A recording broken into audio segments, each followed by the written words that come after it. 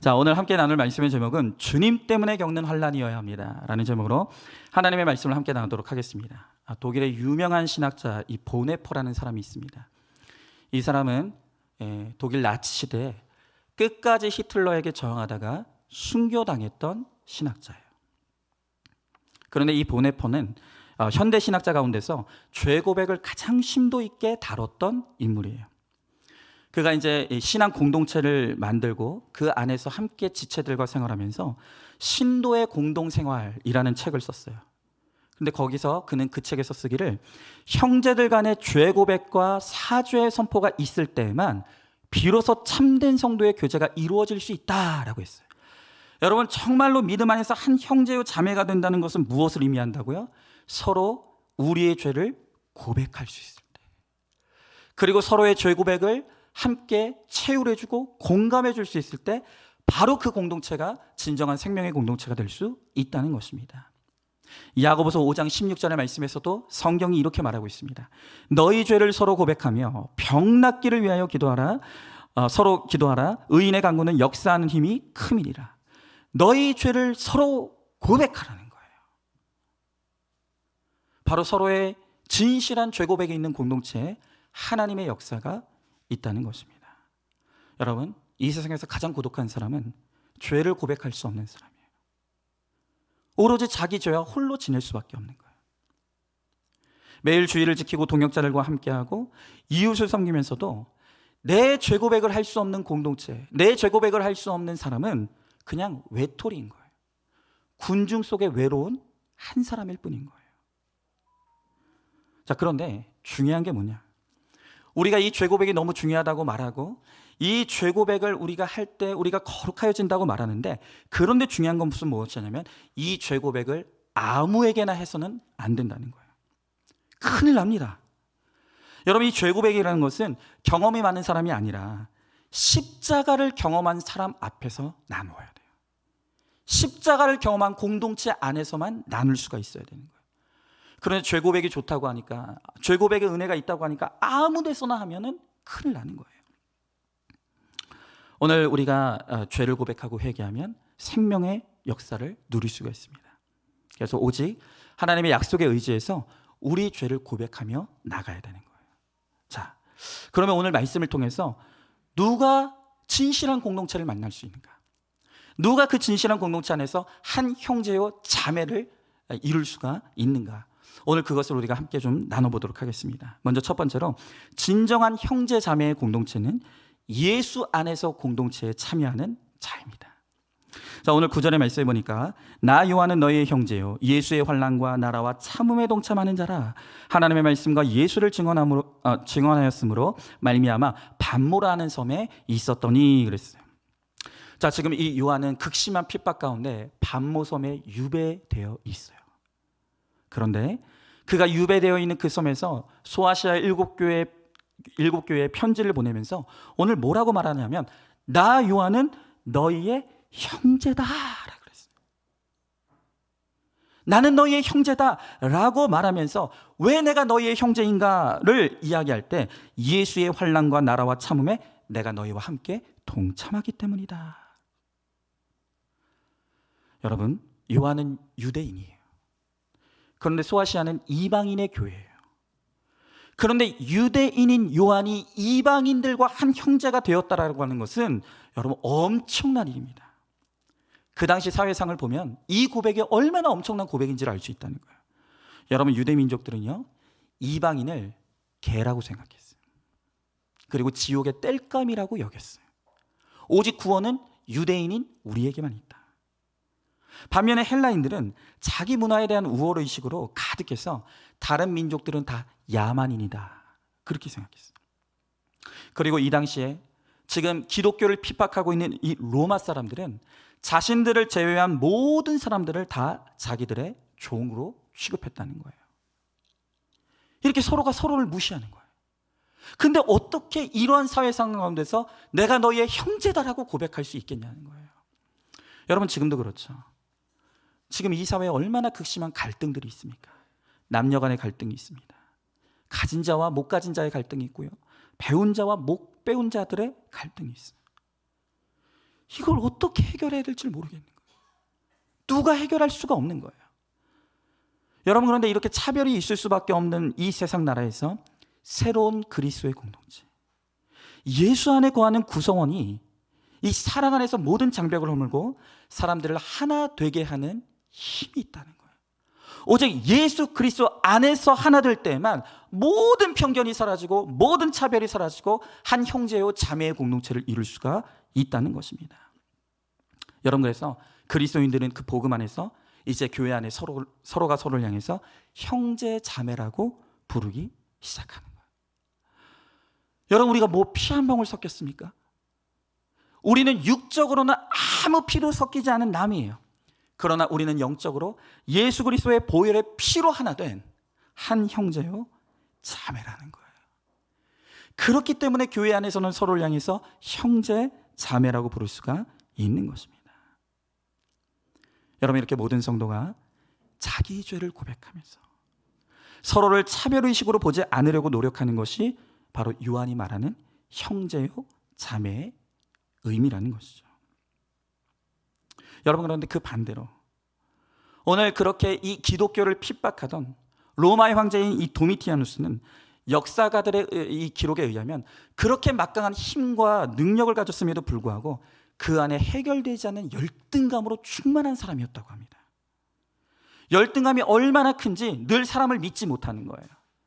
누가 혹시 나를 죽이고 나를 배반할까? 늘 두려운 거예요. 그래서 그는 사촌형을 사용시키고 조카를 유배 보내요. 여러분, 이렇게 아무리 대단한 능력과 힘이 있다고 하더라도 내 내면에 해결되지 않는 열등감이 있는 사람은 옆 사람을 괴롭게 해요. 온 집안을 초토화시키는 거예요. 여러분, 그러니 돈이 없고 권력이 없는 게 문제가 아니에요. 이렇게 이 도미티아누스 황제처럼 열등감에 사로잡힌 사람은 외로운 사람이에요. 누구도 믿지 못해요. 누구에게도 기댈 수가 없는 거예요. 여러분, 그래서 비록 핍박을 받지만 한 형제요 자매의 공동체가 있는 요한보다 핍박자이지만 공동체가 없이 외롭게 살아가는 이 도미티아누스가 훨씬 더 불쌍한 사람인 거예요. 여러분, 우리는 이렇게 볼 때 그 재벌의 삶을 살아가는 그런 사람들을 보면, 야, 저 사람이 무슨 힘든 일이 있겠는가? 야, 저 사람은 내가 가지고 있는, 내가 그렇게 부러워하는 것들을 다 누리며 살아가는데 저런 사람도 무슨 불행할까? 우린 그렇게 지레짐작해요. 하지만 겉모습만으로는 절대 알 수 없는 것이 우리네 인생이에요. 자, 얼마 전에 소천하셨죠. 한국의 지성이라는 별명을 가졌던 이 이어령 씨.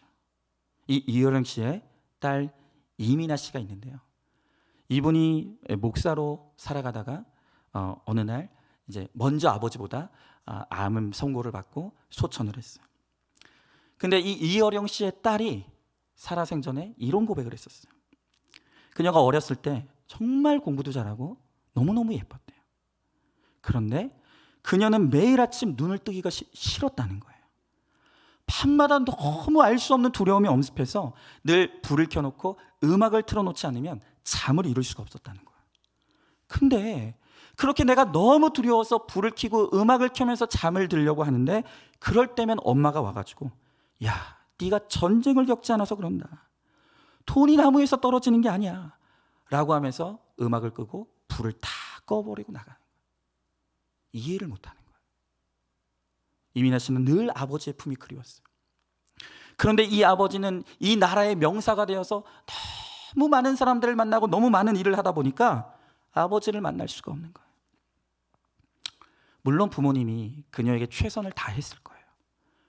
그런데 정작 이 딸이 뭘 두려워하는지, 뭘 원하는지를 전혀 몰랐어요. 그래서 그녀는 내가 사랑받지 못하는 사람이라는 이 절망감이 빠져들었다는 거예요.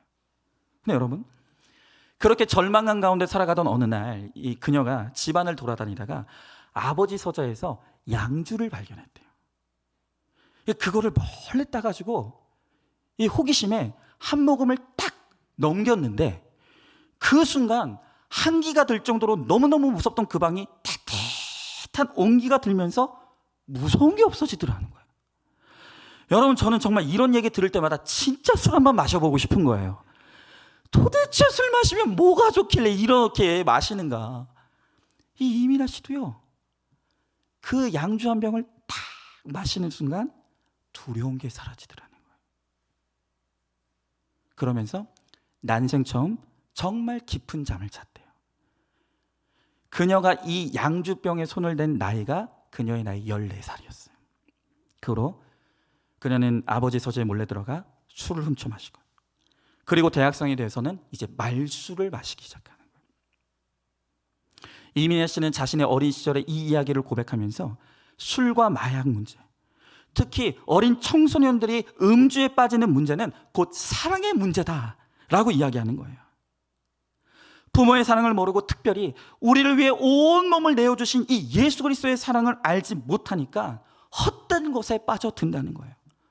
여러분, 저는 정말 이것이 일리가 있다고 생각합니다. 우리 가운데도 그렇죠. 뭔가에 쉽게 집착에 빠지고 중독에 빠지는 분들이 있어요. 근데 그게 왜 그런 줄 아십니까? 마음이 허해서 그런 거예요. 뭔가 채워지지 않는 공허함이 있으니까 그 채워지지 않는 공허함을 중독으로 자꾸 해결하려고 하는 거예요. 아픈 거죠. 여러분, 이 이민아 씨가 얼마나 공부를 잘했냐면 무려 이화여대를 1년을 조기 졸업을 했다고 합니다. 너무너무 우수한 인재예요. 그런데요, 열등감이 해결이 안 됐대요. 그러다 아버지의 사랑을 대신해 줄 것 같은 사람을 만나 집안의 반대를 무릅쓰고 결혼했어요.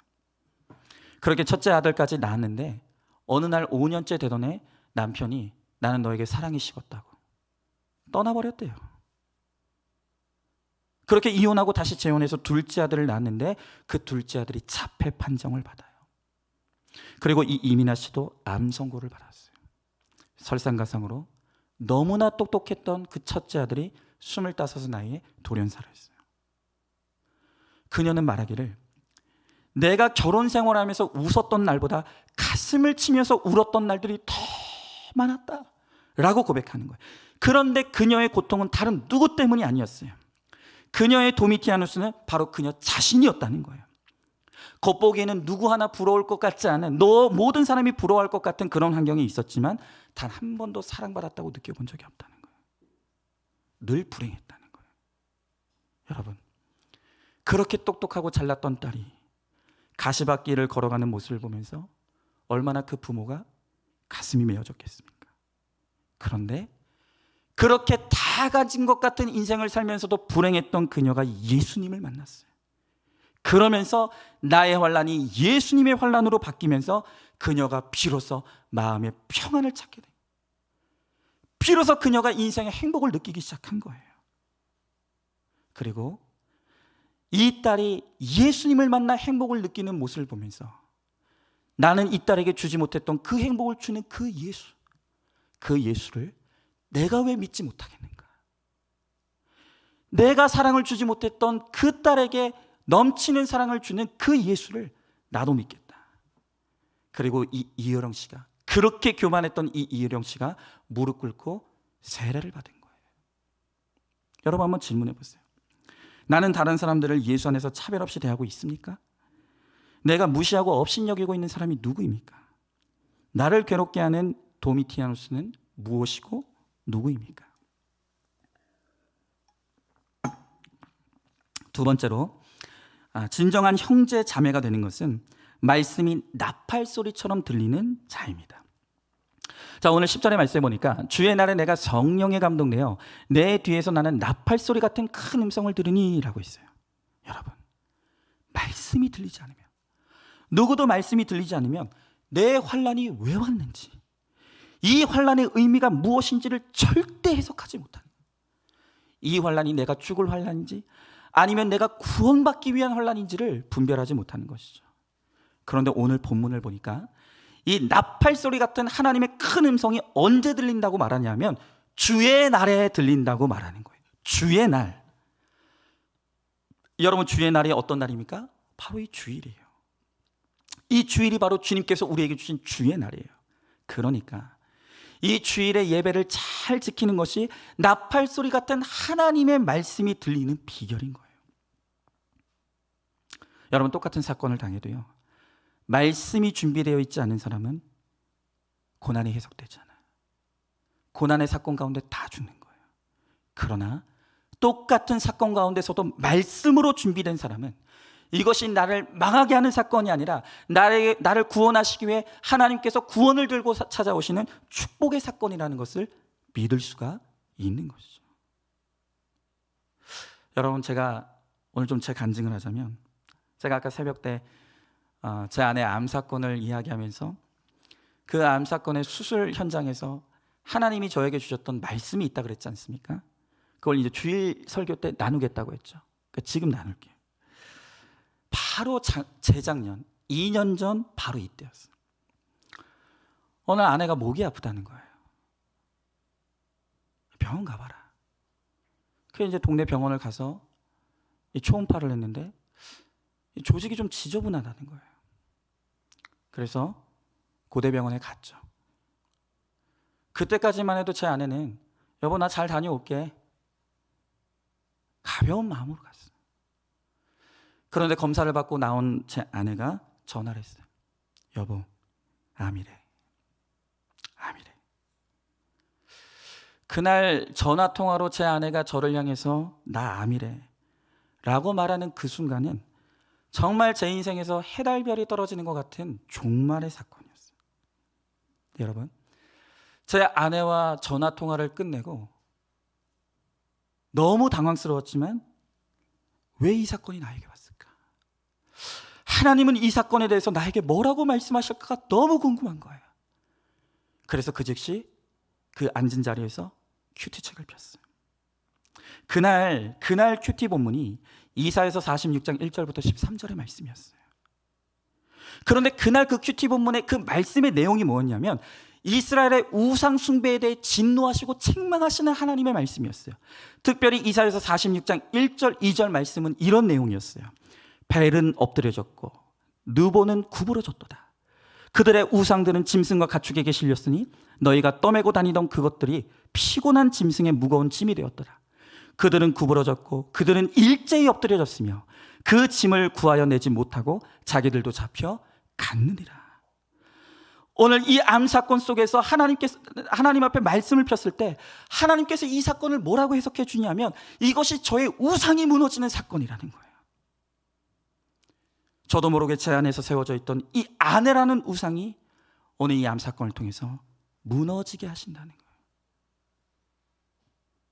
그러면서 하나님 아닌 다른 것을 믿고 의지하던 제 안에 있는 모든 우상들을 무너뜨리라고 하나님 저에게 회개하기 위해서 주신 사건임을 해석해 주신 거예요. 그러면서 기도한 거예요. 하나님, 이것이 내 죄의 결론입니다. 내가 하나님을 믿고 섬긴다고 했지만 어느새 내 마음에 내 아내를 의지하는 마음이 너무 커져 있었습니다. 내가 내 죄를 깨달지 못하니 하나님께서 이 아내의 수고를 통해서 저를 깨닫게 하시니 주님 감사하지만 하나님, 내가 철저히 회개할 테니까 제발 내 아내의 고난을 감해달라고 그렇게 기도했어요. 그렇게 이제 일사천리로 일이 진행되면서 이제 며칠 후에 수술을 받게 되었어요. 근데 그날 수술 당일날 그 아침에 큐티 본문 말씀이 이사야서 54장 1절부터 17절의 말씀이었어요. 그 중에서 이사야서 54장 4절 5절 말씀이 이런 말씀이었어요. 수술실로 들어가는 그날 아침에 주셨던 말씀이에요. 두려워하지 말라. 내가 수치를 당하지 아니하리라. 놀라지 말라. 내가 부끄러움을 보지 아니하리라. 내가 내 젊었을 때의 수치를 잊겠고 과부 때의 지옥을 다시 기억함이 없으니 이는 너를 지으신 이가 내 남편이시라. 이 말씀이 얼마나 위로가 되든 하나님, 나는 비록 내 아내와 함께 수술실에 들어가지 못하지만 하나님이 내 아내의 남편이 되어주셔서 거기에 함께 해주시고 주님이 지켜주실 줄로 믿습니다. 그러고 이제 들여보냈어요. 한 이제 수술로 들어가서 6시간을 수술을 하고 있는데 갑자기 담당 의사 선생님이 저를 부른다는 거예요. 그래서 수술이 다 끝난 줄 알았죠, 저는. 그래서 경과를 알려주기 위해서 그러나 보다 하고 갔는데요. 세상에, 제가 오늘 새벽에도 말씀드렸잖아요. 기가 막힌 거예요. 수술이 끝난 게 아니었어요.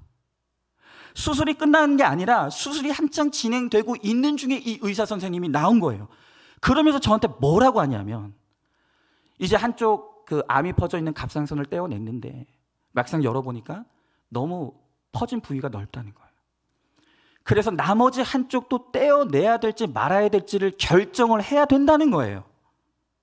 그러면서 하는 말이, 이 한쪽도 제거하면 뭐 이 재발에 대한 위험은 낮아지지만 평생토록 이제 호르몬 약을 먹으며 살아가야 된다. 하지만 한쪽을 살려두면 뭐 그래도 수월하게, 뭐 그래도 더 낫게 살 수는 있지만 그러나 재발의 위험이 높다 라고 너무너무 무섭게 이야기를 하면서 네가 결정하라는 거예요. 네가. 여러분, 전 지금도 이해가 안 돼요. 그러니까 이런 일이 일반적으로 일어나는지를 모르겠어요. 아니, 그렇게 오랫동안 의학 공부를 하고 전문의라고 하는 사람이, 저는 까막눈이잖아요. 그런데 이 결정적인 순간 앞에서 이 중요한 결정을 네가 하라는 거예요.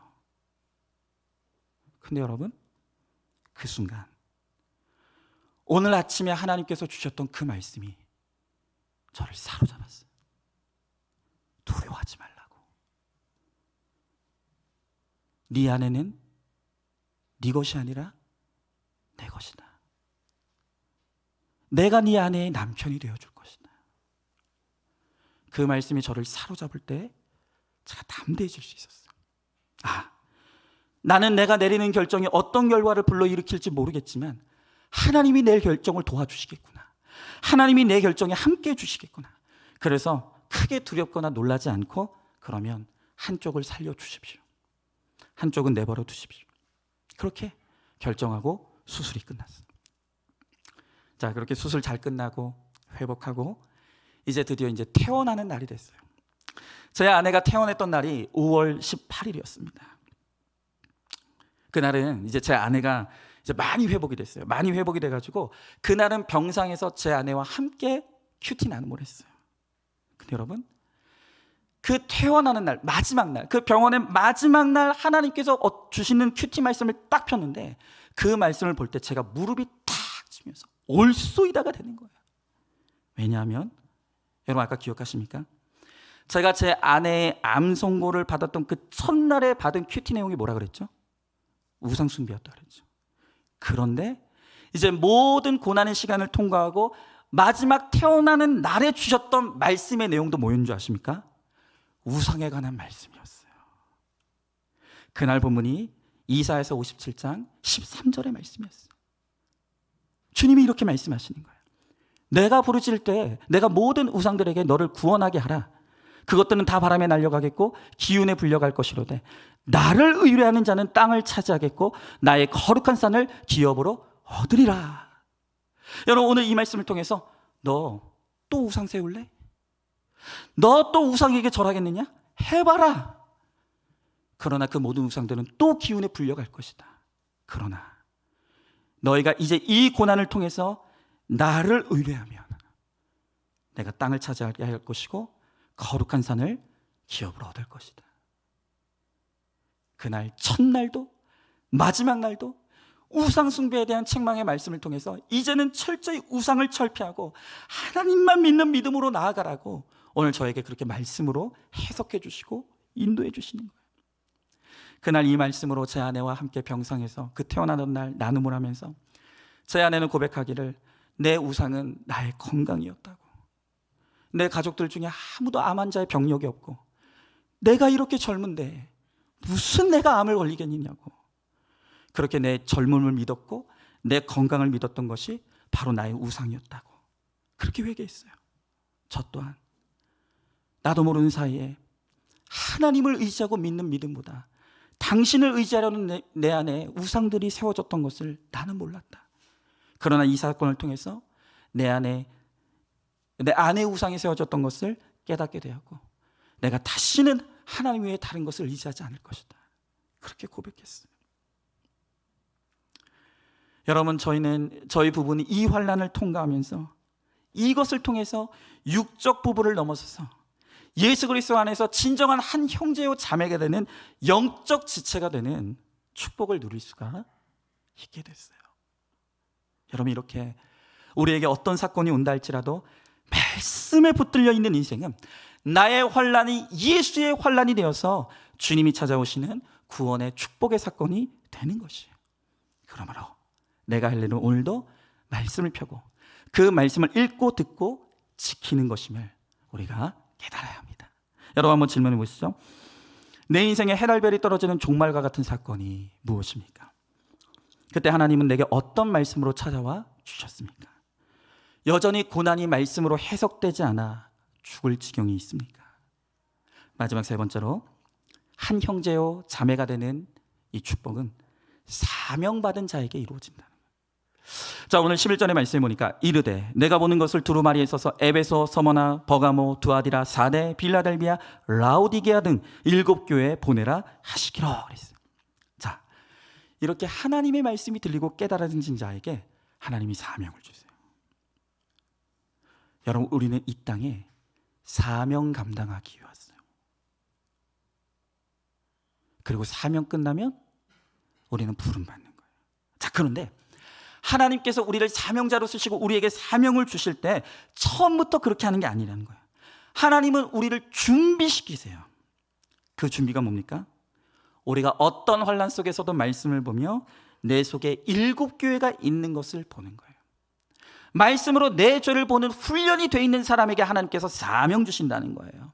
여러분, 내 속에 7교회가 있다는 것을 아는 것이 무엇을 의미합니까? 성경을 보면 사대교회는 살았으나 죽은 자 같다는 책망을 들었어요. 버가모 교회는 발람의 교훈을 따랐다는 책망을 받았고, 두아디라 교회는 이세벨을 용납하여 우상 숭배와 음란에 빠졌다고 책망 들었고, 에베소 교회는 너희가 첫사랑을 잃어버렸다라고 책망 들었고, 마지막으로 라오디게아 교회는 너희가 차지도 덮지도 아니하고 미지근한 믿음을 가졌다라는 책망을 받은 거예요. 여러분, 바로 이 7교회를 향한 책망의 말씀이 나를 향한 말씀이에요. 이 7교회에 대한 책망의 말씀이 나를 향한 하나님의 음성으로 들릴 때 그 사람이 바로 사명 감당하기로 준비된 사람이라는 거예요.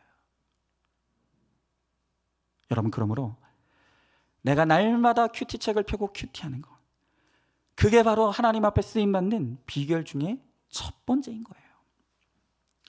여러분, 지금 믿지 않는 자녀가 있습니까? 그 자녀들이 날 들들 볶고 속을 썩여서 죽을 지경입니까? 여러분, 그럴 때 눈에 보이는 그 내 자식들, 내 남편, 아내와 싸우면 안 돼요. 그때 말씀을 펴고 큐티하는 거예요. 여러분, 우리들 교회에서는요, 목자들에게 유언서를 작성하게 한다고 합니다. 저도 우리 목자들하고 한번 해보려고요.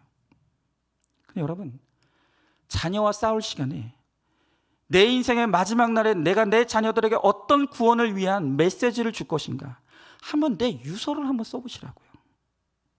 여러분, 아무리 탕자여도 부모가 죽은 후에라도 그 편지를 읽고 돌아오지 않겠습니까? 야, 그런데 어떤 분들은 여전히 나는 큐티 관심 없습니다. 나는 큐티 안 할 겁니다. 정말 그런 분들은 제가 더 이상 어떻게 뭐 말을 할 수가 없어요. 마지막으로 우리를 교회 한 목자님의 나눔을 나누고 마치도록 하겠습니다. 한번 잘 들어보십시오. 저는 첩의 소생으로, 이 첫 부분부터 강력하죠. 자신이 첩의 소생이라는 고백을 하는 거예요.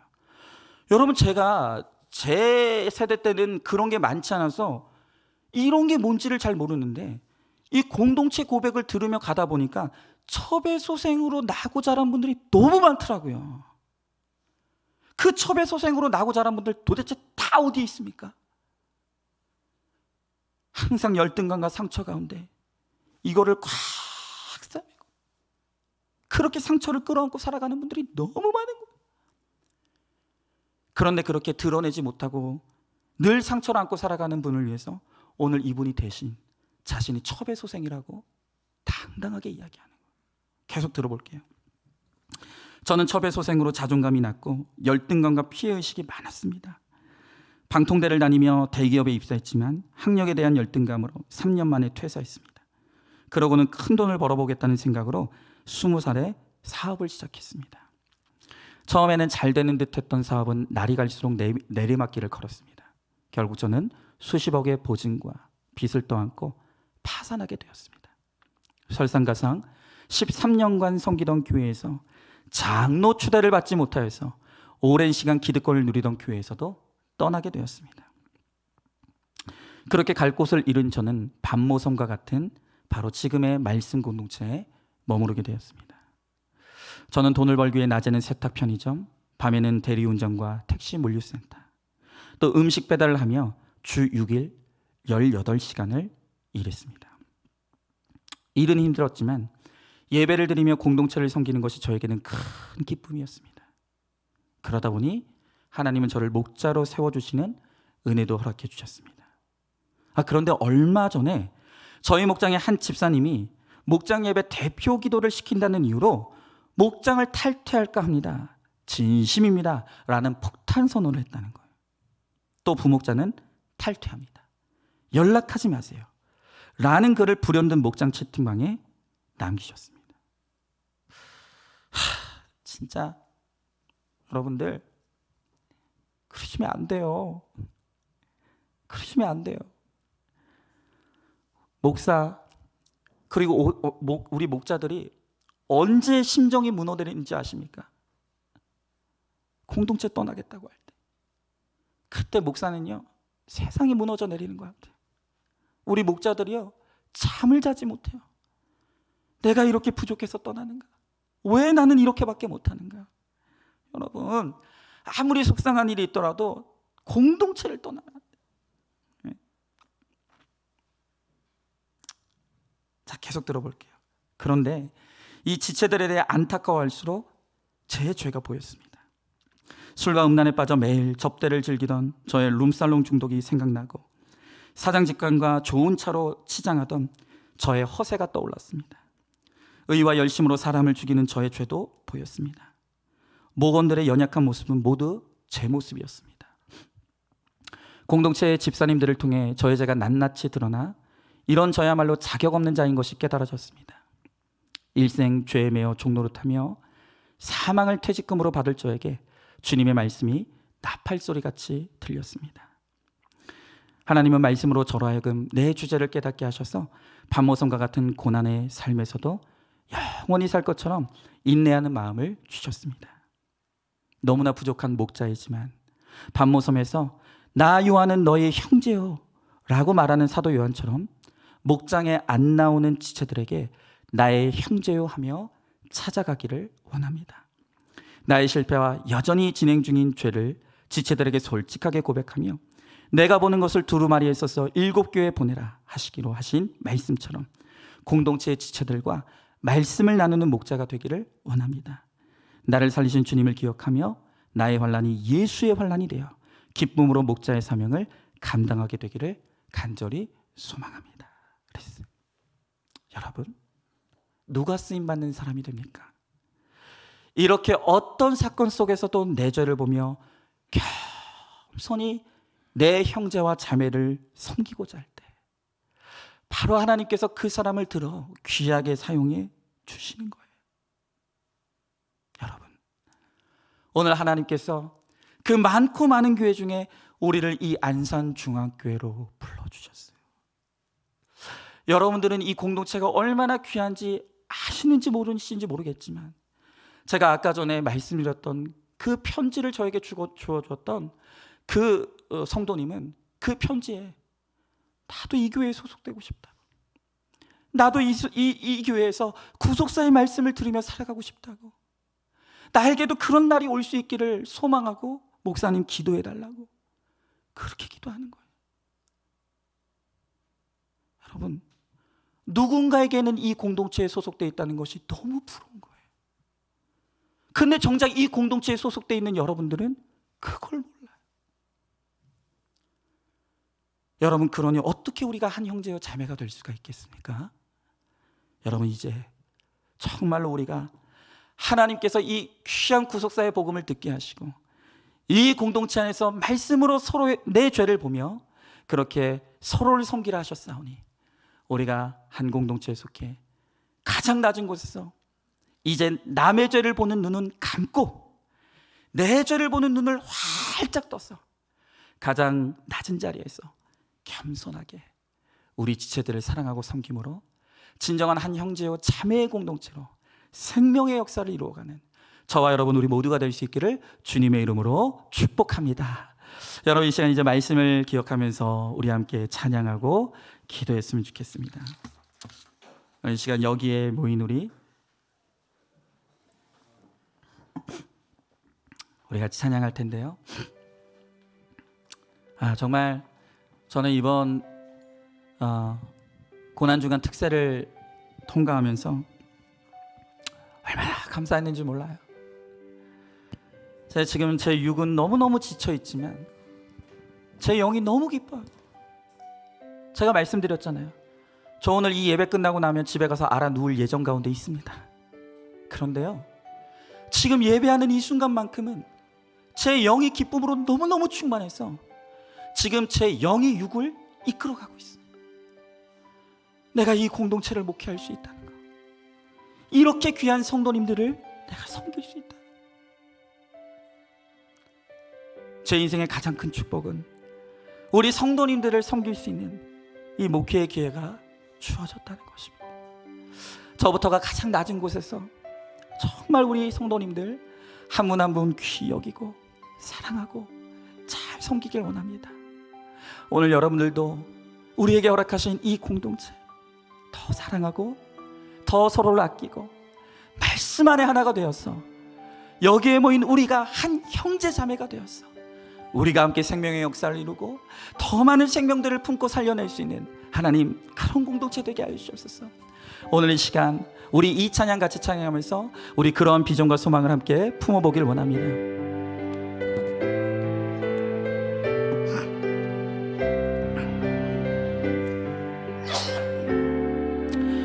우리 함께 찬양합니다. 여기에 모인 우리 주의 은총 받은 자여라. 주께서 이 자리에 함께 계심을 아노라. 언제나 주님만을 찬양하며 따라가리니 시험을 당할 때도 함께 계심을. 우리 함께 2절 찬양합니다. 주님이 뜻하신 일, 주님이 뜻하신 일, 헤아리기 어렵더라도 언제나 주 뜻 안에 내가 있음을 믿습니다. 언제나 주 뜻 안에 내가 있음을 아노. 아멘. 사랑과 말씀들이 나를 더욱 새롭게 하니. 때로는 넘어지지만 때로는 넘어져도 최후 승리를 믿노. 아멘. 이 믿음 더욱 굳세라. 주가 지켜주신다면 어두운 밤에도 주의 밝은 빛 인도하여 주. 우리 함께 3절 찬양합니다. 여기에 모인 우리 사랑받는 주의 자. 주께서 뜻하신 바, 주께서 우리를 통해 펼치신다. 우리를 통해 펼치신다. 고통과 슬픔 중에 더욱 주님 의지하오. 아멘.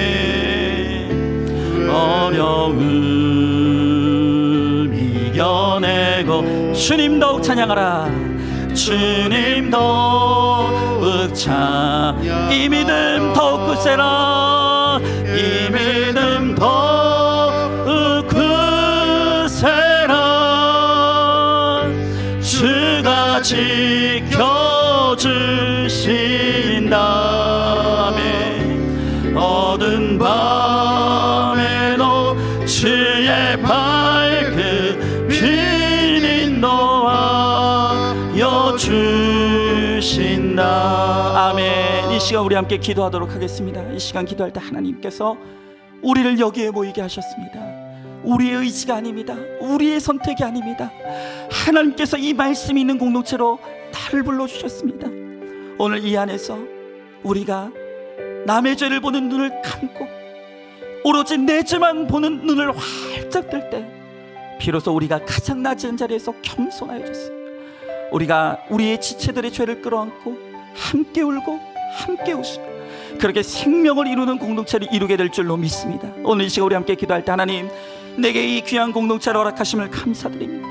이 공동체를 더욱 사랑하게 하여 주옵시고 하나님의 말씀 안에서 우리가 함께 거룩과 구원을 향해 나아감으로 말미암아 이 공동체가 생명의 공동체가 되며 더 많은 영혼들을 품어내는 하나님 거룩한 공동체가 되게 하여 주시옵소서. 사명의 공동체가 되게 하여 주시옵소서. 우리 다 함께 기도하며 나가도록 하겠습니다. 기도하겠습니다. 사랑과 은혜가 충만하신 하나님 아버지, 주님의 귀한 사랑과 은혜를 감사드립니다. 아버지 하나님, 오늘도 이 말씀이 있는 공동체로 우리를 불러주시고 아버지 하나님, 우리를 하나님 아버지 주의 자녀로 불러주심을 감사드립니다. 이제 우리가 주님 안에서 한 형제요 자매가 되었습니다. 하나님이 우리를 한 형제요 자매로 불러주셨습니다. 우리는 하늘 가족 공동체입니다. 주여 나의 하나님 아버지, 이 안에서 우리가 이제는 네 죄를 보는 눈을 감게 하여 주옵시고 오로지 내 죄를 보는 눈을 활짝 열어서 우리가 하나님 아버지 내 죄는 애통해하며 다른 사람의 지체들의 죄를 애통해하며 하나님 아버지 그렇게 품고 사랑하며 우리가 채울하며 나갈 수 있도록 주여 나의 하나님 아버지 함께 하여 주시옵소서. 생명의 공동체가 되게 하여 주시옵소서. 사명의 공동체가 되게 하여 주시옵소서. 더 많은 영혼들을 살려낼 수 있는 거룩한 공동체로 살아갈 수 있도록 주여 우리 가운데 함께 하여 주시옵소서. 믿습니다. 아멘. 하나님 감사합니다. 하나님의 창세전부터 그 고귀하고 귀한 뜻이 있으셨어. 그 많고 많은 교회 중에 우리를 이 생명의 공동체로 불러주시고 이 안에서 한 말씀으로 우리가 내 죄를 보고 함께 회개하며 거룩과 구원을 이루어갈 수 있도록 은혜를 베풀어 주심을 감사드립니다. 하나님, 이 안에서 이제 우리가 다른 사람의 죄를 보는 눈은 온전히 감아지게 하시고 내 죄를 볼 수 있는 눈을 활짝 열어 주시옵소서. 그러므로 말미암아 가장 낮은 자리, 가장 겸손한 자리에서 나의 지체들을 사랑하고 섬기며 채우라고 공감함으로 우리가 다 함께 거룩과 구원을 이루어갈 수 있게 하여 주옵시고 더 많은 영혼들을 품고 살려내는 생명의 공동체, 사명의 공동체를 이룰 수 있도록 우리 주님께서 함께하여 주시옵소서. 반드시 그렇게 하여 주실 줄 믿사오며 사랑이 많으신 우리 예수님 이름 받들어 기도드리옵나이다. 아멘. 이제는 우리 주 예수 그리스도의 은혜와 하나님의 사랑과 성령의 교통하심이 여기에 모이게 하신 우리 주님의 뜻대로 날마다 말씀으로 내 죄를 보며 회개함으로 나의 섬김과 나의 희생을 통해 내 공동체를 살려내고 또한 우리 공동체가 사명의 공동체로 쓰임받기를 소망하는 사랑하는 모든 성도들 머리머리 위에 이제로부터 영원토록 함께 계실지어다. 아멘.